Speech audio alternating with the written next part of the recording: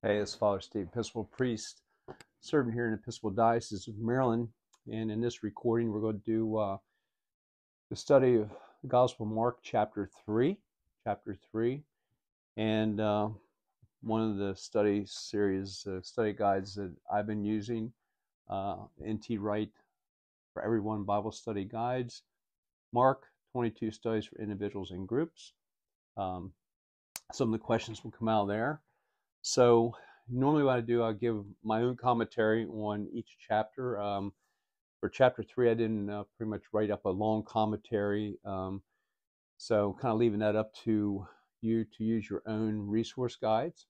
If you have a Bible study guide and look at the commentaries below your scripture reading. So go ahead and read chapter 3 of Mark's Gospel. And then we'll get back to what N.T. Wright has to say and some of the questions he has. So go ahead and read chapter 3.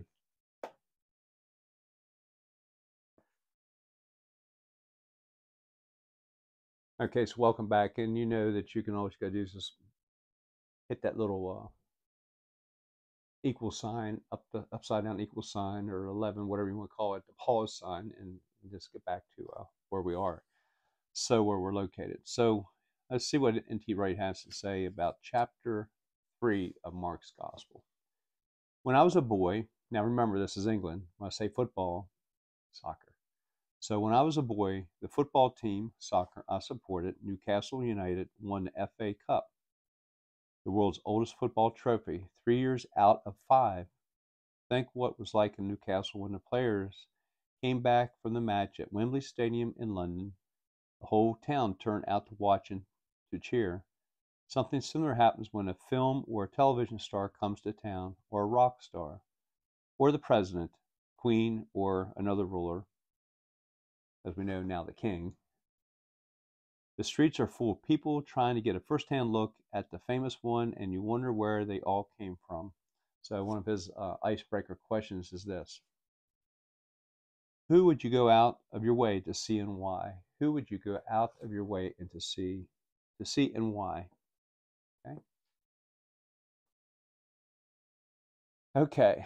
So let's look at verses 7 through 12. Why does Jesus attract huge crowds of followers? Why does Jesus attract huge crowds of followers?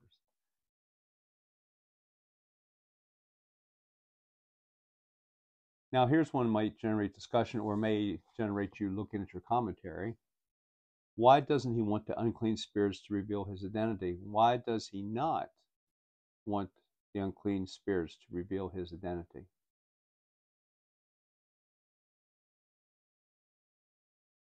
Now, looking at verses 13 to 15, for what specific purposes does Jesus call 12 of his followers, or I like to say his inner circle? So, for what specific purposes does Jesus call 12 of his followers, or I like to say his inner circle, his closest friends, are known here as the apostles?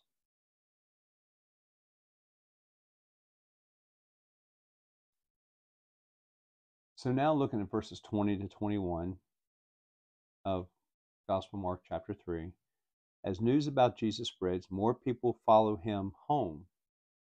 What does his family think about him? What does the family think about Jesus?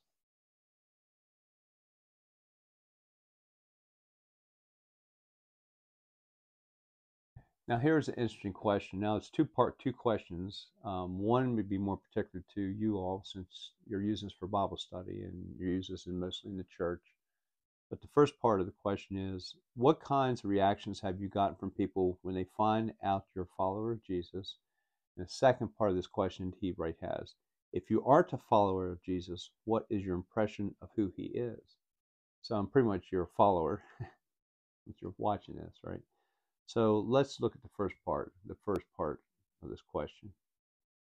What kinds of reactions have you gotten from people when they find out you're a follower of Jesus?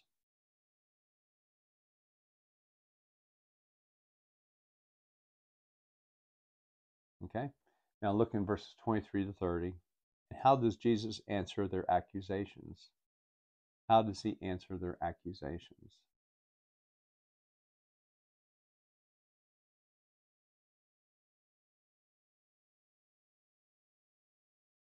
Good.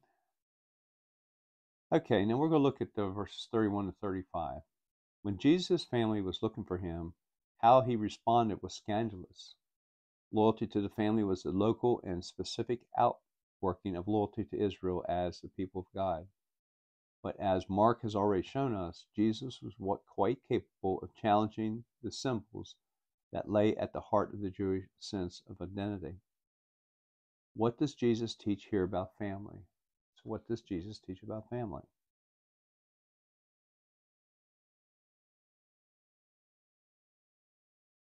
Good. Okay, now what allegiances do we hold dear today? Where do we hold our allegiances? Okay. And then kind of a follow-up to that. How do they sometimes supersede our allegiance to Jesus and his family? Good on that? One last question. How can we put our allegiances, such as social, cultural, political, economic, or ethnic, back into proper relationship to Jesus? How do we put this back into proper relationship with Jesus? Okay, it's kind of short. My recording for the Gospel of Mark chapter 3 is a little bit short. I did not do a long commentary, which I've been doing I did for all 22 chapters of Revelation, and I did a kind of a longer commentary for the intro and chapter 2 of Mark. But this one I did not do much of a commentary. Leave it up to you. A little bit more to do, a little bit more of your own background study on the Gospel of Mark. So again, I'm Father Steve, Episcopal priest serving here in Episcopal Diocese of Maryland. And today, the recording for today, normally you may have seen me in my recording studio or in the church or whatever, or my church office. Today I'm in my home office. So God bless. Have a good one.